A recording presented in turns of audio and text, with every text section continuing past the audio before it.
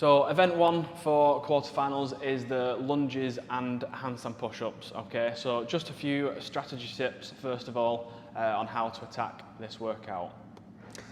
For the lunges, if you know handstand push-ups are a little bit of an issue capacity-wise, I would be looking at dropping the dumbbell after 10 reps. So you've got to lunge out 10 reps and then you've got to lunge back 10 reps.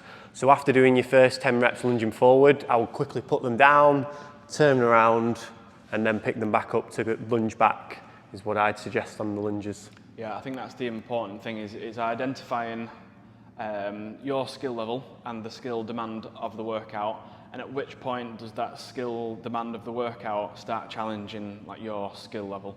Is it handstand push-ups, like regular handstand push-ups that are flat? Is it further on when you get to the deficits? Yeah. Or is it the strict? You know, and where do you feel like your challenging point of this workout is going to come? And what Jack said then in terms of breaking up the lunges, just make sure you're aware of where that point is in the workout or where that exercise is, and just make sure you're approaching that point of the workout where you're in a little bit more control and you're not kind of pushing yourself to get there as fast as possible, and then so you've got more time to do it. If you get there as fast as possible, you're going to be more fatigued and your heart rate's going to be higher, and then your skill capacity on that skill that you have outlined as your challenging area is going to break down even more. Okay, so identify the most challenging part of that workout and then adjust how you break things up in the sets and reps until you get to that point, so you can push hard at that point that you've highlighted.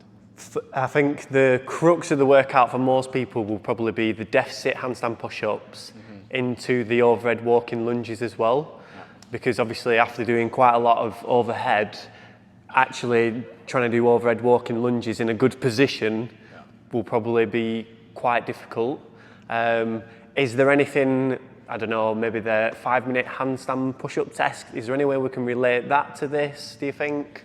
Or do you think it's a little bit different? Yeah, I think it's important to point out that part there is the 20 deficit handstand push-ups and then going into the lunges and then going into the strict ones as well. So you've got 60 reps there back to back that's all kind of held overhead.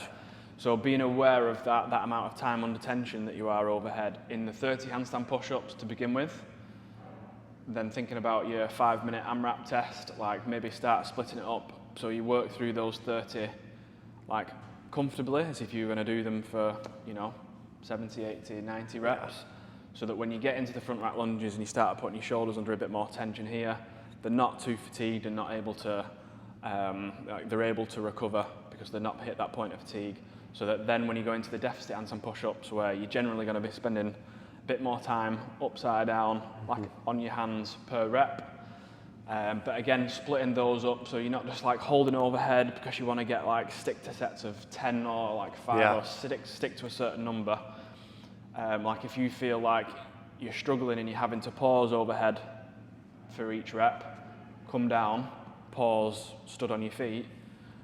When you're shaking out your arms, that blood can kind of circulate your body again rather than being stuck upside down as you're just about to go into that last part of the workout there, which is, like we said, 60 reps where you're overhead in some kind. Yeah, I think if you're more at an intermediate level, like where is your 5-minute kipping handstand push-up like number? Is it more than 60 reps? Is it less than 60 reps? Because obviously half the handstand push-ups in this workout are a higher skill than what we do in the 5-minute handstand push-up test. So you can presume that it probably will take you a little bit longer than 5 minutes. So again, being aware of the time as well. If you're at an intermediate level and what's left on the clock, I think is going to be important, so you know where to push if you need to. For the elite guys, I don't think there's that much to this workout really. I think that for elite guys that are confident with handstand push-ups, it's going to feel more like a lunge workout. Yeah. It's just going to be muscular endurance. It's going to burn your legs, it's going to burn your shoulders. But I don't feel like, because of the kind of nature of the workouts, they're going to be too gassy for them. So it does come about, how do they split it, how do they pace it so that they can stay just on that kind of underneath red line for muscular endurance, and they're not kind of like going over that and then having to rest or failing reps. Yeah, for sure. Yeah. Tips wise, just a few basic things with handstand push-ups. What we want to make sure is, especially when we're getting tired, is that we're keeping the triangle with your head and your hands. If I show you over on the flat setup first, is that we always want to make sure that we've got our strongest pressing position, okay? And your strongest pressing position is your head just in front of your hands, okay? If we imagine we're stood up and we're pressing the barbell or dumbbells, the head is always just behind the hands, so we can get a strong pressing position here. We rarely will go and press for a max, or you won't be stronger anyway, pressing for a max with the barbell like on the back of your neck and pressing with your head and your hands in a straight line. So we want to make sure that the head's in front of the hands when we're coming down to the bottom of our handstand push-up when we're here, okay? So we're there at the bottom instead of here. What you'll tend to find is, just go back into that rough position for Misty. As you get more fatigued, you'll find that your head probably starts to move towards your hands. So just be aware of that and make sure that you maintain that triangle that Steve just talked about. You can relax there. It becomes more exaggerated on the deficit handstand push-ups, and people, as they get fatigued, end up leaning more and more into the wall, and when they go to kick up, they end up kicking more into the wall and the technique goes to pot. So it's really important, especially on the deficit, that you maintain that triangle that Steve just talked about then.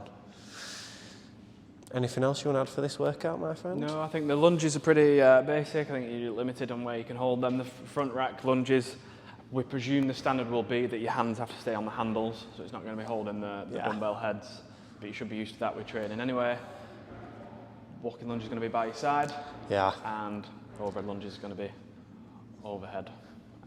Phil will be writing warm-ups for every single workout. He'll probably just make sure you've got a really good kind of, shoulder opener, thoracic opener, just so you can get in a better position there. Just going back to order of workouts, if you're doing this tomorrow, might be worth doing a bit of shoulder opening, pec opening, whatever you need to do today to help you get in a better position. Right.